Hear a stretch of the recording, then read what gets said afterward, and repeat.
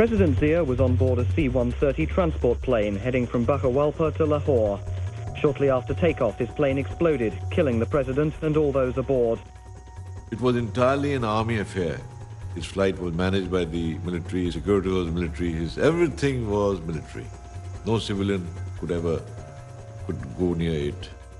The death of Zia-ul-Haq, which has never been explained, box of mangoes that exploded on his C-130 Hercules and killed the American ambassador to Pakistan, the president of Pakistan, Zia-ul-Haq, the chief military attaché of the US Embassy. And out of this came pressure for democratic government. No one was going to stop her from there onwards. It was an unstoppable campaign. The elections were in November '89 and she had the baby in September. The crowds surround the hospital.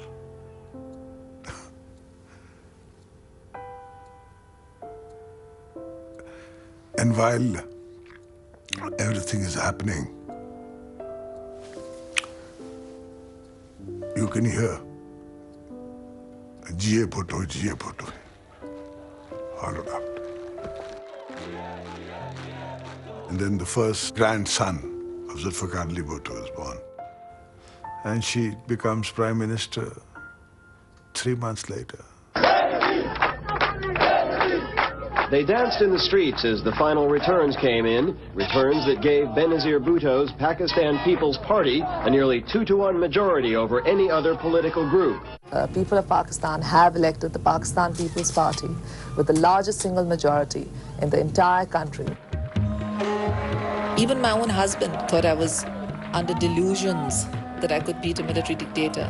And he thought that when she wakes up and finds out that it's all wrong and she can't, then I'll be there to console her. Little knowing that I was the one who had to console him when I won.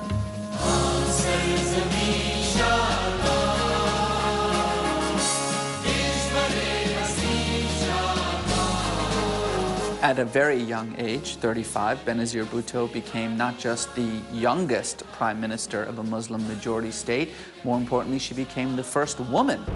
मैं बेनज़ीर भुट्टो सद के दिल से हल्फ उठाती हूँ कि मैं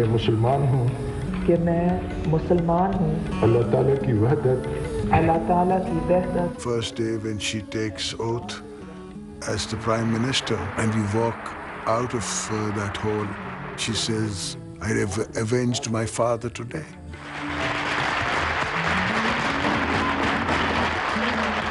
On the first day in office, she freed all political prisoners. She made the media free of censorship. She allowed for student unions. It was a fundamental opening up of Pakistan after a decade of repression. Tiny things improved the lives of people. She was the one who gave water, drinking water to these villages. She was the one who brought electricity. She built 48,000 primary and secondary schools. In terms of health care, she ended polio in Pakistan, completely eliminated it. One thing that Benazir was very proud of was her women's police stations.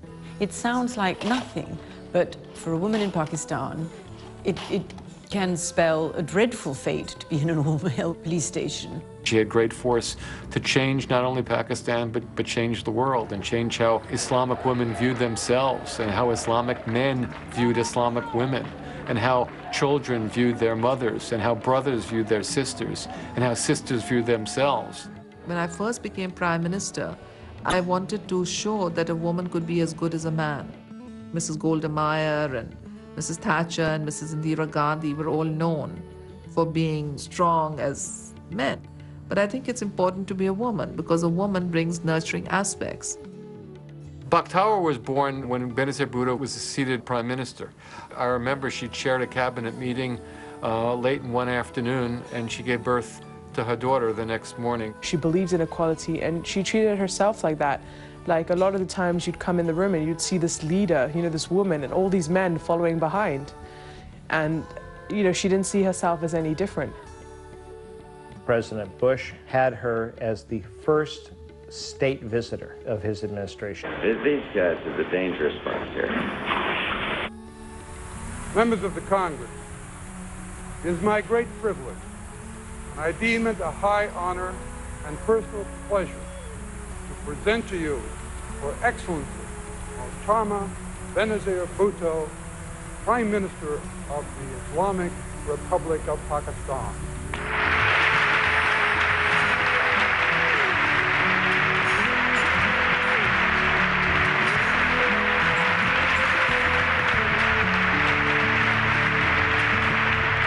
We set as our focus reconciliation, not retribution. Some claimed to fear revenge, revenge against the murderers and the torturers, revenge against those who subverted constitutional law. But, ladies and gentlemen, there was no revenge for them. And for dictators across the world, democracy is the greatest revenge.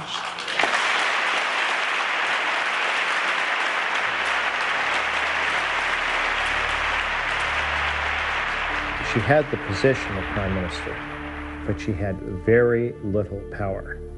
She learned the details of the Pakistani nuclear program from the United States. She had a plurality in the National Assembly, not a majority. Second, the president was a crony of Zia-ul-Haq's and was very hostile to her. The military was very suspicious of her and completely unwilling to accept orders from a young woman.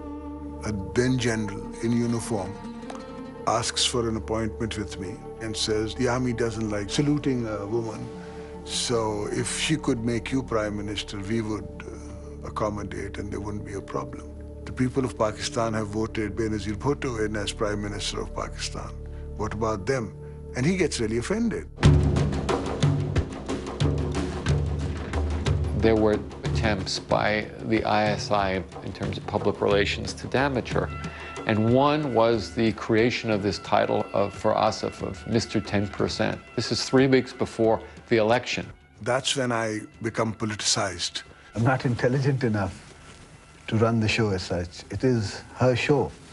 It's just that the opposition always needs something to hit us with. And this is one of their newfound phrases. The civil military bureaucracy of Pakistan has, in a concerted manner, tainted every politician.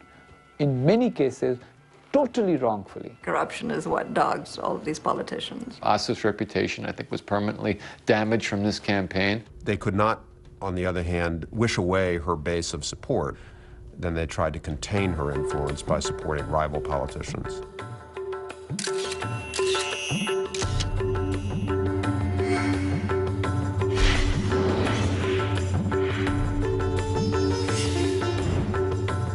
Nawaz Sharif was essentially introduced into politics during the period of General